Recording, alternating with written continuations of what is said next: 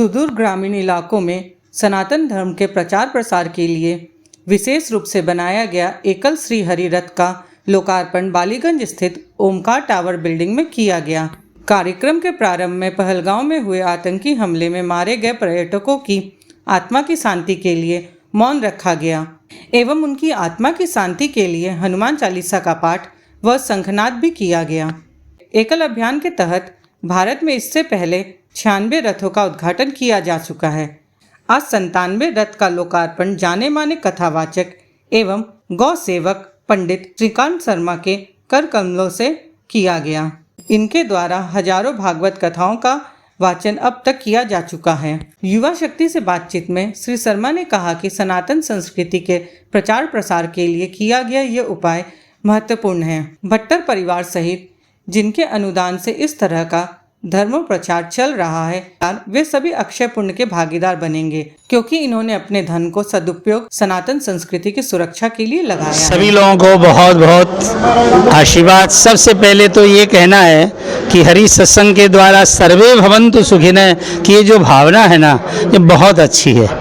युवा शक्ति के द्वारा मैं पूरे समाज को एक बात कहना चाहता हूँ। आज संसार के अंदर क्या हो रखा है कि हम लोग एकदम मौन बैठे हुए हैं, और गीता कहती है यदि एक श्लोक यदि आदमी याद कर दे, तख्तो तिष्ठ परंतप, कायरता छोड़ो और खड़े हो जाओ। तो इसी तरह समाज को आगे आना पड़ेगा। गरीबों की सेवा हो, चाहे किसी की हॉस्पिटल आदि का कार्य हो, जरूर करना चाहिए। हरि सत्संग का काम बड़ा सराहनीय है। पहले भी मैं 8 से 10 रथों का उद्घाटन कर चुका हूँ। बहुत बहुत आशीर्वाद। युवा शक्ति को भी बहुत आशीर्वाद। आपको बता दें कि यह रथ आसाम के सुदूर गांव में भेजा जाएगा, जहां बिजली पानी की सुविधा अब तक उपलब्ध नहीं हो पाई है। वहां इस रथ के माध्यम से ग्रामीण लोगों को रामायण महाभारत दिखाया जाएगा, ताकि वह अपने संस्कारों और संस्कृति से जुड़े रहें एवं कुरीतियों से दूर रहें। युवा शक्ति से खास बातचीत में सुभाष मुरारका ने बताया कि आज 97वां एकल रथ का उद्घाटन हुआ है। युवा शक्ति से खास बातचीत में सुभाष मुरारका ने बताया कि 97वां एकल रथ का उद्घाटन हुआ है। यह रथ रामनवमी के दिन कोलकाता लाया गया था, जिसका लोकार्पण रविवार के दिन किया गया। सुभाष जी, आज एक रथ के उद्घाटन के लिए आप लोग यहाँ खड़े हैं, क्या है और कैसे ये परिकल्पना हुई और क्या करने वाले? ये हमारा 97 रथ श्री हरि सत्संग समिति का आज यहाँ उद्घाटन हो रहा है। एकल श्री हरि के द्वारा पूरे भारतवर्ष में अभी तक 96 रथ चल रहे हैं। ये 97वां रथ हो जाएगा और ये रथ सुदूर आसाम के गांव में जाएगा। इस रथ से परिकल्पना यही है कि ये रथ सुदूर गांव में, बॉर्डर इलाकों में जाता है, जहां पे लाइट बिजली कुछ नहीं है।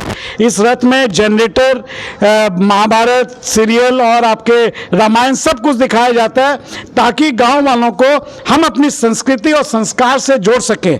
ये रथ रात को गाँव में जाता है। वहाँ पे इस वीडियो टीवी के माध्यम से, इसमें जनरेटर भी है, वीडियो भी है, पूरी व्यवस्था पूरी है, और इसके माध्यम से वहाँ पे गांव वालों को इकट्ठा करके शाम को एक कार्यक्रम किया जाता है।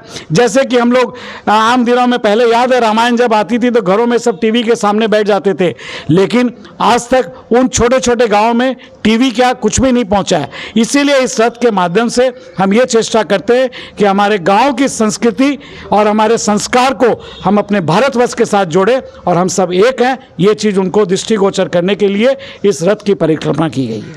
युवा शक्ति से बातचीत में सुधा भट्टर ने बताया कि उनके मन में यह विचार लंबे समय से था कि वह अपने परिवार सहित इस कार्य को करें। उन्होंने यह भी कहा कि वह आगे भी संस्था के लिए ऐसा कार्य करने के लिए अग्रसर रहेंगी। मेरा नाम सुधा भट्टर है। मैं बनबंधु से 7-8 वर्षों से जुड़ी हुई हूँ। बहुत अच्छा लग रहा है इसमें काम करके। एकल और श्री हरि मिलके जो काम कर रहे हैं अब वो सबको पता है, उसके लिए मुझे कुछ परिचय देने की आवश्यकता नहीं है। और आज ये जो रथ का उद्घाटन हो रहा है ये हमारे परिवार के थ्रू हो रहा है, तो बहुत अच्छा लग रहा है। और भविष्य में और इच्छा है कि आगे भी इसी तरह के अच्छे काम हम लोग करते रहें। प्रवीण अग्रवाल ने बताया कि रथ गाँव में जाएगा, जहाँ गाँव में सनातन धर्म का अलग जलाने का कार्य किया जाएगा। एकल अभियान के तहत जो बच्चे स्कूल नहीं जा पाते उन तक शिक्षा पहुंचाने का कार्य किया जाता है। साथ ही साथ नशा मुक्ति अभियान भी चलाया जाता है। जैसा कि सुभाष जी ने बताया, ये रथ गांव में जाएगा जहां हमारी धर्म, हमारी संस्कृति के बारे में ऐसे ऐसे गांव में जाएंगे जहां लोगों को पता नहीं है। तो ये प्रचार होगा हमारे धर्म का। और भट्टर परिवार का मैं बहुत आभारी हूँ, पूरे एकल परिवार की तरफ से, कि उन्होंने ये रथ दान किया है।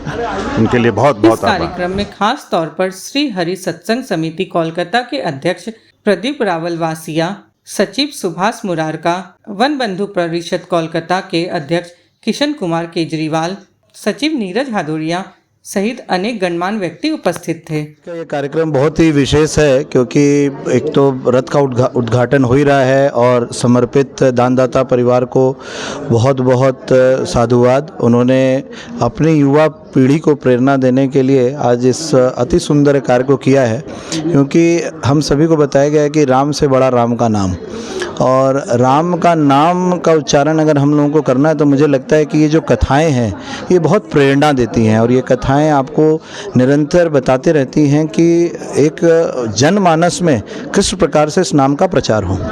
साथ ही साथ जो अभी पहलगाम में घटना हुई, आज उस घटना का भी यहाँ पर हम लोगों ने हिंदू जनमानस में जो शंखनाद का कार्य किया है कि हर हिंदू जनमानस अपने आप को तैयार करे आगे आने वाली चुनौतियों से, आगे आने वाली समस्याओं से।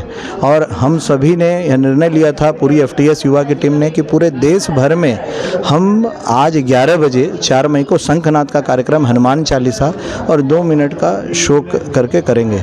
और उस सुंदर कार्यक्रम को भी हमने आज इस स्थल पे किया है, और हम सभी मानते हैं कि आगे आने वाले समय में यह शंखनाद प्रत्येक हिंदू बंधुओं के लिए एक प्रेरणा के रूप से कार्य करेगा। तो क्या आज ही ये रथ क्या वहाँ असम के लिए रवाना हो जाएगा? जी देखिए, हमारी व्यवस्था रहती है कार्यक्रम की कि किसी भी रथ का कहाँ पर क्या शेड्यूलिंग है, कहाँ वो जाएगी, किस गांव में जाएगी, कैसे जाएगी, इसकी पूरी टीम है। वो टीम इसका पूरा निर्णय लेके उसको उचित स्थान पर भेजेगी। प्रमुख लोगों में नटवर बंग, प्रतिभा बिन्नानी, रमेश महेश्वरी, महेंद्र अग्रवाल, RN रस्तोगी, प्रवीण अग्रवाल, रामलाल मुंदरा, सुशील धानुका, शशि पोद्दार, चेतना कावटिया, सोनिया तथा ओमकार टावर बिल्डिंग के आवासीय सदस्य उपस्थित रहे।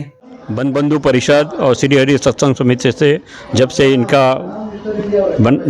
ये संस्था बनी है तब से इनके साथ मैं अटैच्ड हूँ, और ये जो काम संस्था कर रही है ये अब जग जाहिर है कि हम लोगों ने 1 लाख विद्यालय बनाए, 96 रथ बनाए, और ये 97 वाला रथ है।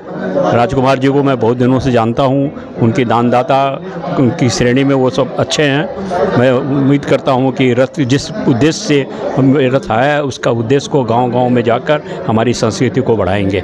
इस शुभ कामना के साथ मैं अपना वक्तव्य समाप्त करता हूँ। भारत की आत्मा गाँव में बसती है, और ये जो रथ वहाँ जाएंगे जहाँ पे मंदिर नहीं है।